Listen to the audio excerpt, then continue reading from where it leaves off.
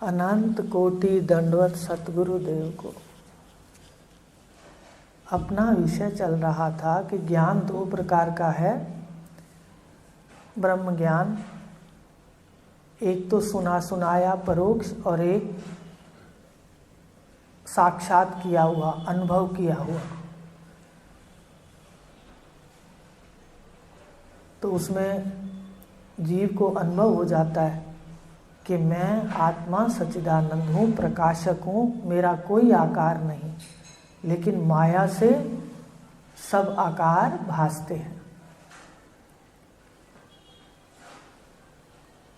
तो ये दृढ़ हो जाता है। और उस दृढ़ का बताया था कि संशय और विपरीत भावनाओं के सहित तो कच्चा ज्ञान है, और संशय और विपरीत भावनाओं के रहित ज्ञान पक्का होता है। अब हमें ध्यान देना है। संशय बताया था क्या है कि एक के विरुद्ध अनेक कोटि वाले ज्ञान को संशय कहते हैं। आपने गहराई से भी देखा होगा कि एक परमात्मा को, सत्य को ना जाना कि मैं कौन हूँ, परमात्मा कहाँ है तो कैसा है, जगत क्या है जो दिख रहा है, तीन बातों को जानना था।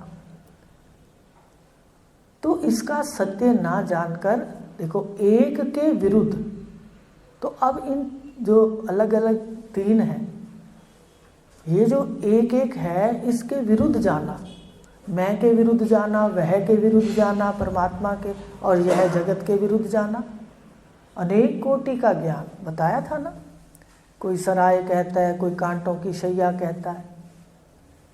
ये सारा ज्ञान भूल का है। यहाँ सर्वम खल्विदम ब्रह्म, आकारों में अक्षी पुरुष बैठा है, विराजमान है। तो अब उन्होंने कहा कि जब संशय क्या है विपरीत भावना क्या है तो सच्चिदानंद चेतनता, और विपरीत दिखता है कि मैं जड़ शरीर हूँ। विपरीत दिखता है, जगत में ब्रह्म स्वरूप है, ईश्वर की सृष्टि सुखरूप है। आपको बताया था कि आपने घड़ी भी पहन रखी है तो उसके पीछे सहस्त्र शीर्षा पुरखा सहस्त्राक्षय वो खड़ा है।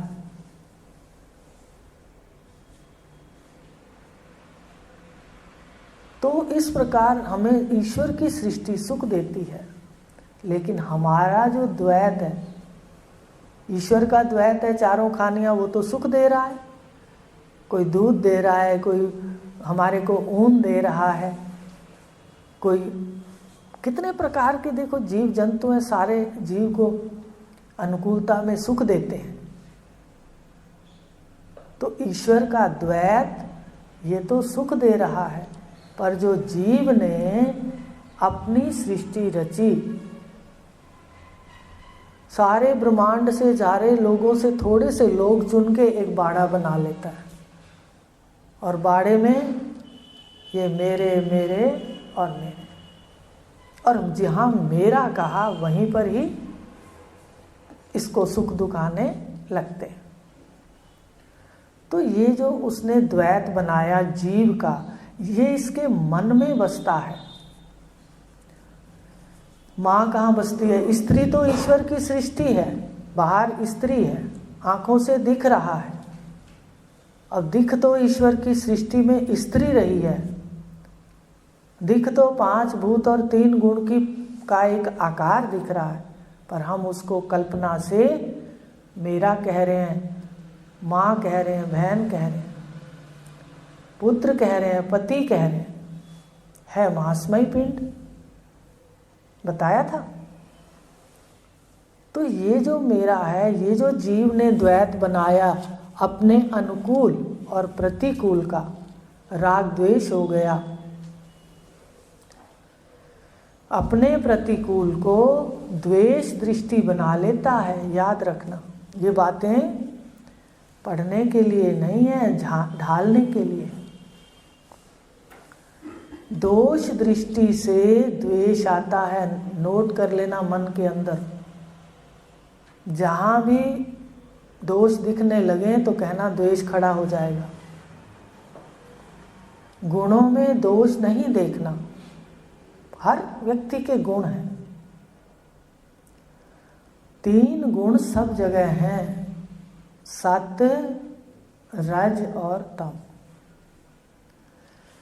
अच्छा, दूसरे का मन हमें सुख दुख देता है तो अपना मन बता दो। जब सतोगुणी होता है तो किताब उठा लेता है? रजोगुणी होता है तो काम करता है और कोई विपरीत बैठ गया हमारे सामने झगड़ा भी कर लेता है, तू मैं कर लेता है। जब तमोगुण होता है तो ये गलत भी विचार करता है, नेगेटिव भी सोच लेता है और फिर अंदर कष्ट भी पाने लगता है? तो अपना मन ही देख लो, त्रिगुणात्मक है, ये ही हमें सुख दुख दे देता है। तो बाहर कैसे कहें कि नहीं है? तो ये जो मानसिक द्वैत है, ये जीव का ये दुख रूप है। इसके लिए सुख इसको नहीं दिखते पर दुख दिखते। अच्छा, एक सिद्धांत भी है, बुजुर्ग कहा करते थे, भाई सुख तो दूसरों के दिखते हैं। आज से ये भी ध्यान देना,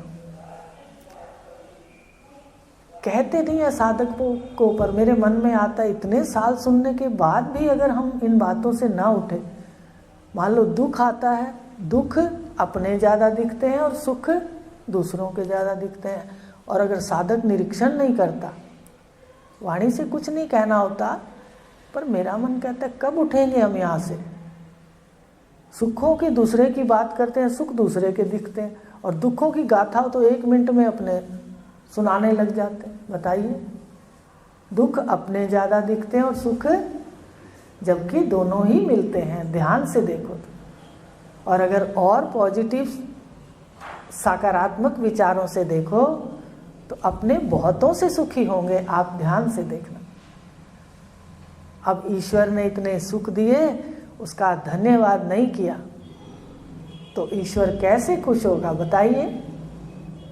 बताइए। आज जाके देखना, लिस्ट बनाना कि कितने सुख हैं। सबसे पहले निरोगी काया, फिर अनुकूलताएं। तो हम ये ना देखकर हम वो देखते हैं जो इस स्वेटर के अंदर, जिसको कहते हैं छेद है या घारी कहते हैं।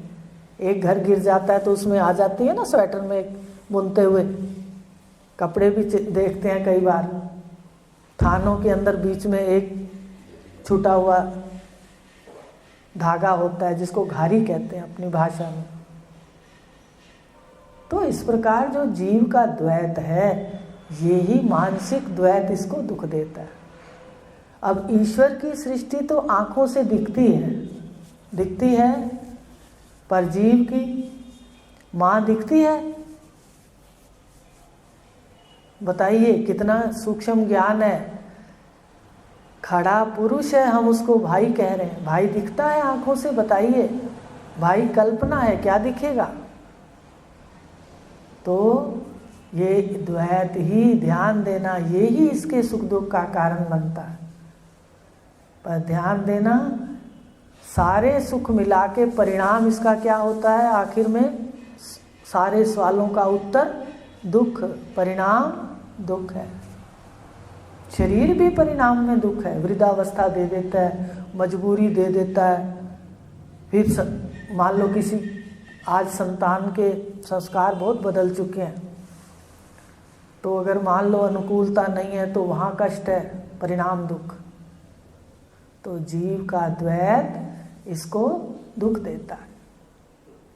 सुख और दुख दोनों देता है, पर दुख अभी बता दिया कि इसको दुख ज़्यादा लगते हैं। सुखों को तो दुखों की आड़ में देखता ही नहीं है, भूल कर जाता है। तो अब यहाँ प्रश्न किया उसने, समझ आ गई बात? संशय विपरीत भावनाओं में ये जीव का जो द्वैत है, मनोमयी सृष्टि, ये दुख रूप है। तो अब उसने प्रश्न किया कि गुरुदेव, आप कह रहे हो ईश्वर का द्वैत तो सुख रूप है, पर जीव का द्वैत दुख रूप है, अपना बनाया दुख रूप है। तो इसका मतलब ये द्वैत भी है क्या? और भी कोई द्वैत है क्या? पढ़ के आए हो पुस्तक को, आगे है ना। तो उसने पूछा, गुरुदेव ये ईश्वर का द्वैत तो आप कहते हो सुख देता है, और जीव का मानसिक द्वैत ये दुख रूप है, तो मुझे कृपा करके यह बतलाएं कि क्या द्वैत और भी हैं क्या। तो गुरुदेव ने बतलाया कि ईश्वर का द्वैत तो 4 खानियां हैं, 84 लाख योनियों की कल्पना है, पर जीव का जो मानसिक द्वैत है, जीव के द्वारा रचे हुए 2 प्रकार के द्वैत है, याद रखना। पहला शास्त्रीय द्वैत। अब देखो याद करना है आपको, अब आपको होमवर्क रोज मिलेगा, घर का कार्य और करके आना चाहिए। आपकी मान लो सप्ताह के बाद भी अगर हाजिरी लगती है तो भी आप सारे पाठ याद करो, जो भी सुनते हो सुना करो इसको। 1-2 बार सुनने से अपने आप याद हो जाते हैं।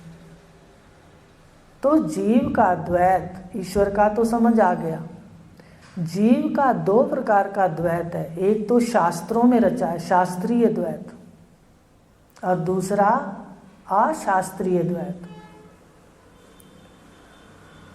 तो शास्त्रीय द्वैत क्या है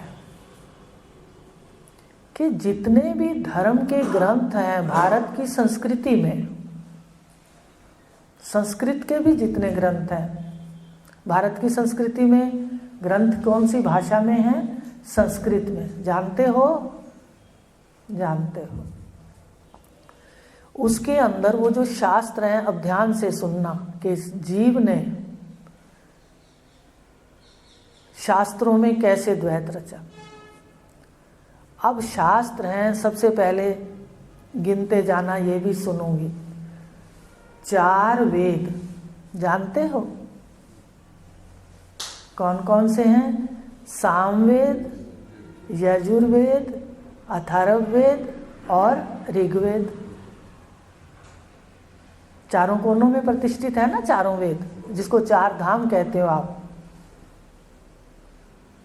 तो 4 वेद हैं और 4 इसके उपवेद हैं। मेरे ख्याल से सामवेद का गंधर्व वेद है, और यजुर्वेद का आयुर्वेद है, और ऋग्वेद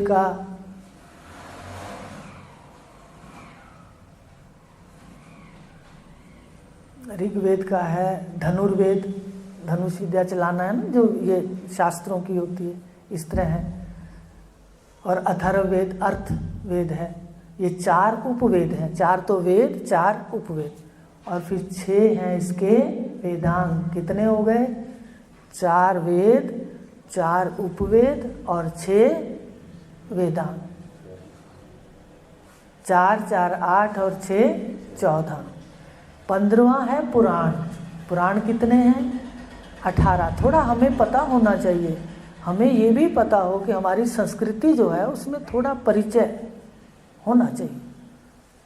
अब ज़्यादा हमें याद नहीं है ये बातें। कोई सुनने आए तो कहते हैं भाई हमें शब्दों का ज्ञान नहीं है, घर चलना है तो आओ ले चलते हैं, वो पक्की बात है। चलो फिर भी जितना आपको याद आता है बता देते हैं कि पुराण 18 है, जिसमें मार्कंडे है,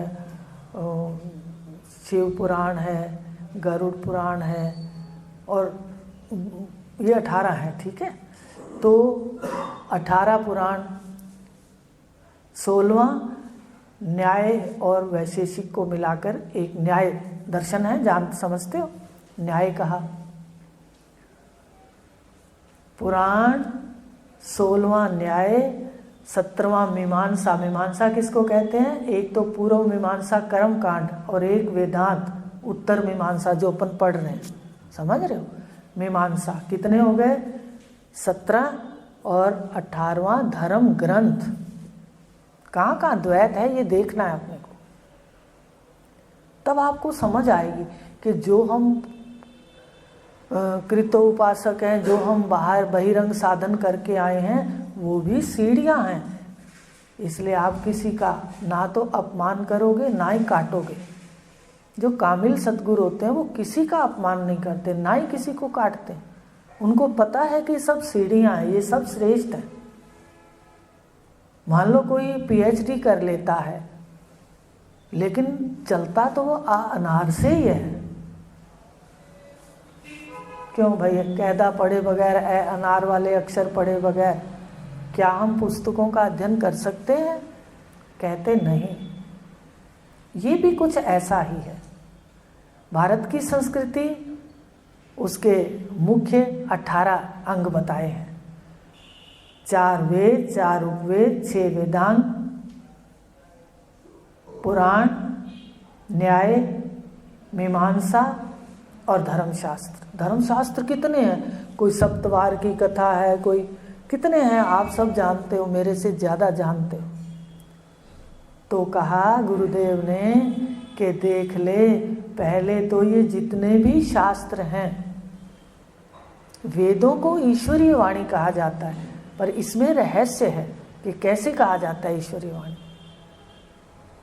तो जितनी भी रचना है 18, इनमें अलग अलग प्रतिपादन है। आपने पुराण पढ़े हो तो शिव पुराण में शिव को सृष्टि का कर्ता बताया गया, और उसमें विष्णु पुराण पढ़ा हो तो विष्णु जी को बताया गया सृष्टि का सबसे बड़ा।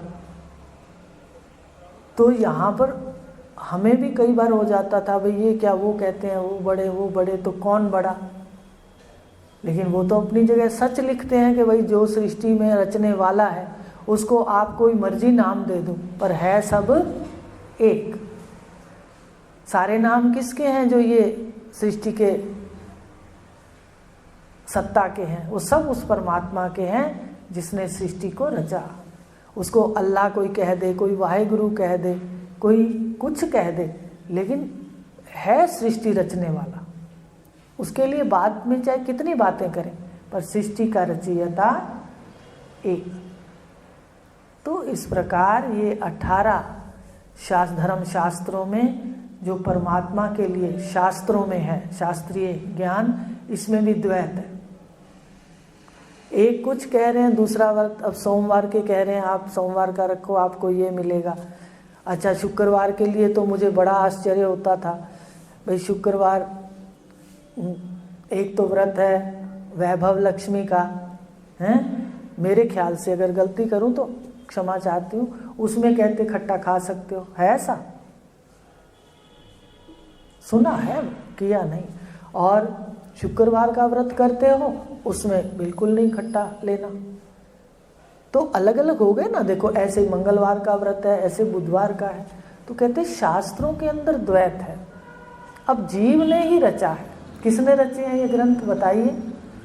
वेद ईश्वरीय वाणी है, उसके बाद सारा ईश्वरीय वाणी कैसे है ये भी एक रहस्य है।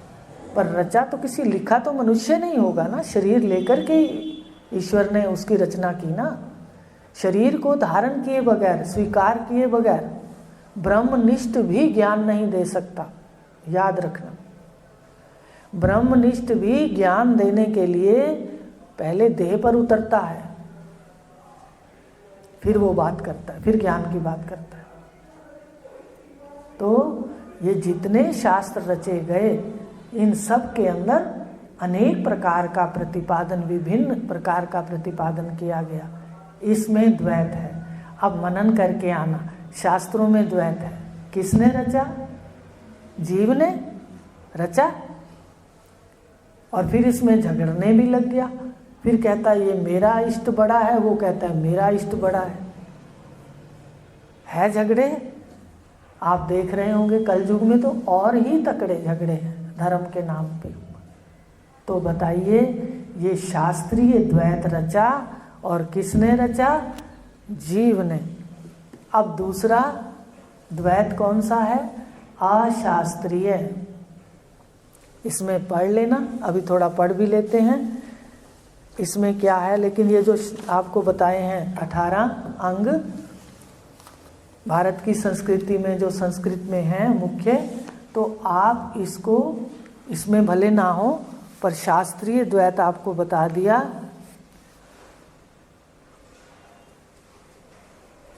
शास्त्रीय द्वैत और अशास्त्रीय द्वैत ये दो प्रकार का है। किसी में शास्त्रों में तो अलग अलग परमात्मा को बताया गया, ठीक है, और जो वेदांत है उत्तर मीमांसा जो 18वां अंग है, उसमें परमात्मा को, जगत को और जीव को क्या बताया गया? ये तीनों आधार रूप से एक अद्वैत है। इनमें ये परमात्मा ही जगत के रूप में, परमात्मा ही जीवों के रूप में, परमात्मा ही ईश्वर के रूप में विराजमान है, अद्वैत है।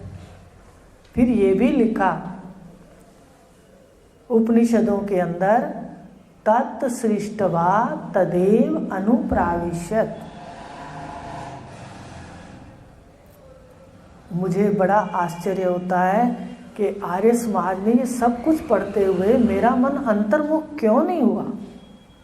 इसका सीधा सा उत्तर है कि भगवान गीता में कह रहे हैं, तुझे ये ज्ञान देवेंगे ज्ञानी तत्वज्ञ। तत्वज्ञ के बिना कोई अंदर जा ही नहीं सकता। बहुत भाग्य की सराहना करते हैं कि सत्य हमारे को रोज सुनने को मिलता है, हम कितना धारण करें। ये अब आपकी अपने ऊपर अपनी कृपा है। गुरु की कृपा हो गई, शास्त्रों की कृपा भी हो गई। इतना खुले शास्त्र हमें इसमें नहीं मिलते जो गुरु समझाते हैं। बताइए,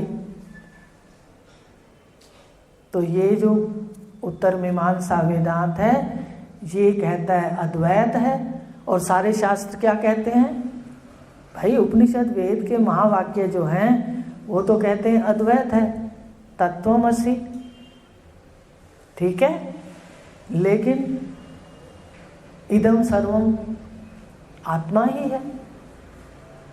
लेकिन सारे शास्त्र क्या कहते हैं? वो जीव बनाते हैं, कहते ऐसा करने से तुझे धन मिलेगा, ऐसा करने से तेरे को पाप लगेगा, ऐसा करने से तेरे को पुण्य लगेगा, कहते हैं। तो ये द्वैत के जितने भी प्रतिपादन करने वाले शास्त्र हैं और अद्वैत का प्रतिपादन करने वाला वेदांत है, उपनिषद है, महावाक्य हैं, तो कहा यहाँ भी भेद हो गया। एक कह रहा है द्वैत है, एक कह रहा है अद्वैत है।